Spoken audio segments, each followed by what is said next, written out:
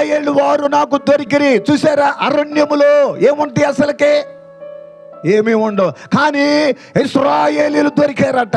పండ్లు ఎలాగ కావాలని ఆశించాడో అలాగే ఇశ్రాయేలు వారు నాకు దొరికిరి. దేవుడు ఇశ్రాయేలు ఎన్నుకున్నాడు, ఇశ్రాయేల్ ప్రజలను చూచాడు. ఇశ్రాయేల్ ప్రజల మీద ఆయన ప్రత్యేకమైన ప్రేమ ఉంది. ఇశ్రాయేల్ ప్రజల మీద ఆయన ప్రత్యేకమైన దృష్టి పెట్టాడు. ఇశ్రాయేల్ ప్రజలంటే దేవునికి ఇష్టముగా వాగ్దానము చేసి ఉన్నాడు. తన ప్రజల కోసమై ఆయన ప్రేమను ఆయన చూపించాడు. అక్కడ నిజంగా అదిగో ఎడారులంట పండ్లు దొరికినట్లుగా నాకు దొరికారు వాళ్ళు. ఎండలో బాగా చల్లటి నీళ్లు ఉంటే ఎట్టుంటది?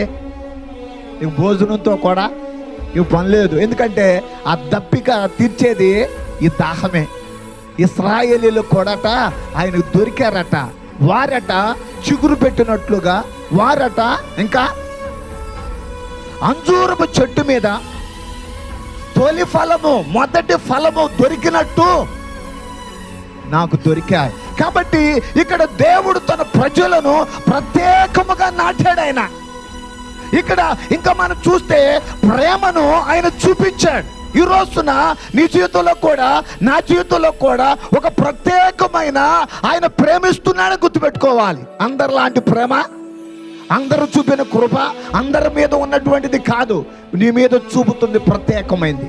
నీ కోసము ఒక ప్రత్యేకమైన ప్రేమ చూపించాడు. ఈ రోజున ఇదిగో మరి అందరి జీవితాలలో ప్రత్యేకమైన ప్రేమ ఉన్నది అనడానికి ఖచ్చితంగా అది నిజమనడానికి ఏమాత్రం సందేహము లేదు. కారణము వారిని చూచాడు, వారిని ప్రేమించాడు.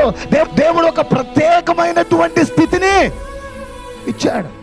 ఇది ఆయన ప్రేమకు నిదర్శనం. ఆయన ప్రేమిస్తే ఏదైనా ఆయన మన కోసం చేయగలడు. ఆయన ప్రేమలో ఉంది. ఆయన ప్రేమించినప్పుడు ఏదైనా చేస్తాడు. ఆయన ప్రేమించినప్పుడు ఏదైనా ఇవ్వగలడు. ఆయన ప్రేమించాడు కనుకనే సిలువ ప్రేమ మన దగ్గరికి ఎలాగుందయ్యా అంటే ఆయన మరణము పొందినంతగా మనల్ని ప్రేమించాడు. దేవునికి స్తోత్రం. ఎవరికి ఉందండి ఈ ప్రేమ? ఈ రోజున ప్రేమించమని లోకములో ఏం చేస్తున్నారట?